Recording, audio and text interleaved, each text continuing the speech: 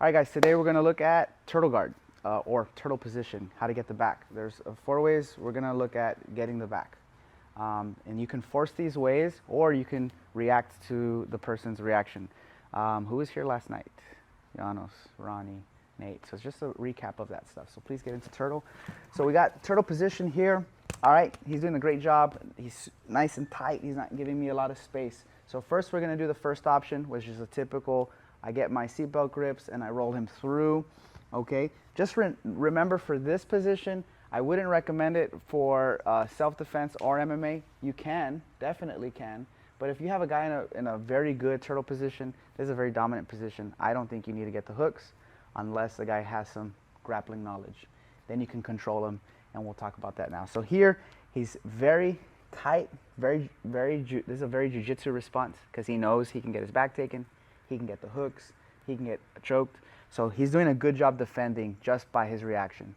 And we're going to talk about those different reactions. And so when I feel this, I'm going to connect my seatbelt grip, okay? And I'm going to pretend my choking hand is on bottom, my underhand is over my choking grip, and it's right underneath his throat, all right? I don't want to get super tight. This is a mistake people make. They get super tight, and it's actually not very good. I want to stay loose, so I'm able to drive my shoulder behind his head, and I'm going to drill my right knee in between his elbow and his quad.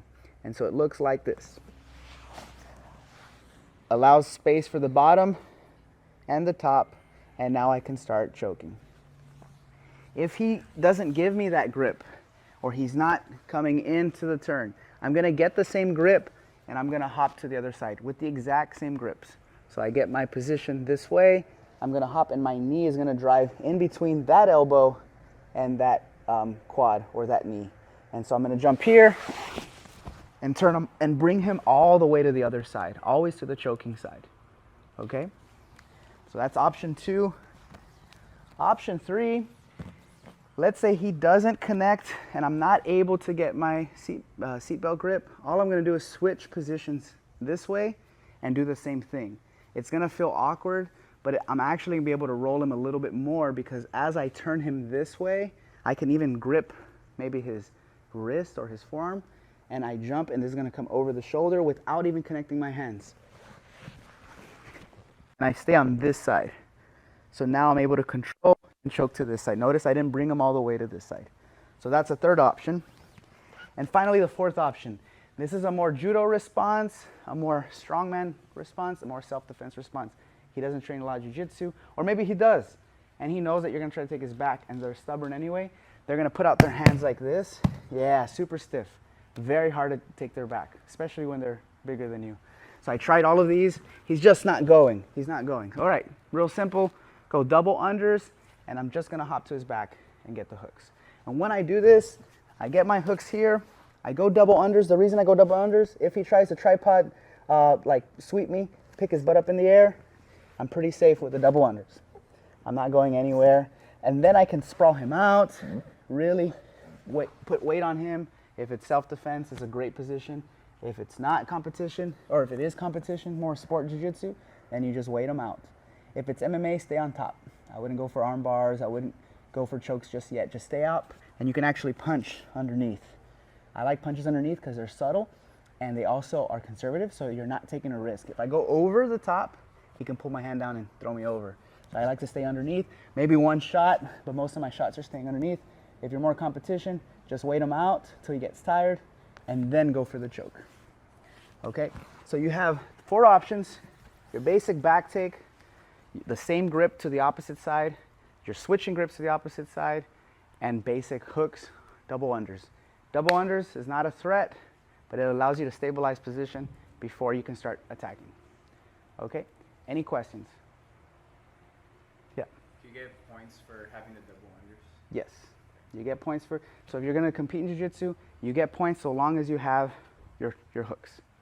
What you do with your hands doesn't matter as much. So a good way to stay tight is get your hooks, get your double unders, connect your chest to their back, stay super low and tight.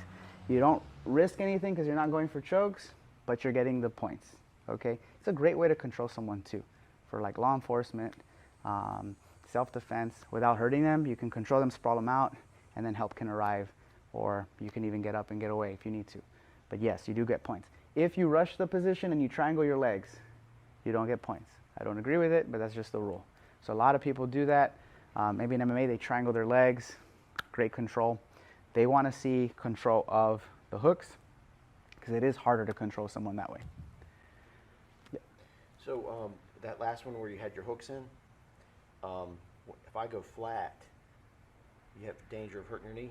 Because I know that that's with Eric kind of what happened. He had his hooks in, it and I can. went flat. It can. I think in that case, that was one of the few. You don't normally hurt yourself there. What might have happened is you might have gone too fast, flat. Okay. Usually the guy's resisting, right? Because if that happens, your knee is usually safe. I think what happened in that position, you went fast and you were wearing a cup. Okay. So those are two, dangerous positions. If you're worried about that, guess what? Come here. Let's say I'm worried about my knees getting hit. Do y'all understand this question? Maybe I'm worried about my knees. All I'm going to do is I'm going to ride them out without hooks. But that doesn't, nothing bad is going to happen. I do the same thing, but I just come in here. So now if he tries to tripod me, I'm pretty safe. If he tries to sprawl to hurt my knees, pretty safe. Now I can safely start working my knee through. He's already collapsed, okay? So if you're worried about your knees, a very good question. Perfect position to get the back without compromising your knees, without the person falling forward. And maybe he just overwhelmed you with the sprawl too. So sometimes you can hurt your knees because your legs are in this position and they can twist this way, maybe this way. So just be careful when you get the back. And then there's other positions. There's just like 4 basic ones. You can do other stuff when they turtle too. On that first variation where you're dropping your shoulder and rolling forward, are you rolling 100% forward or off to like an angle?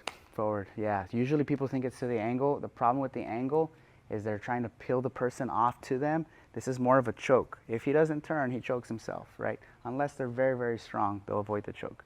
So think of them going forward so their neck bends forward and they have to roll to relieve pressure off their neck.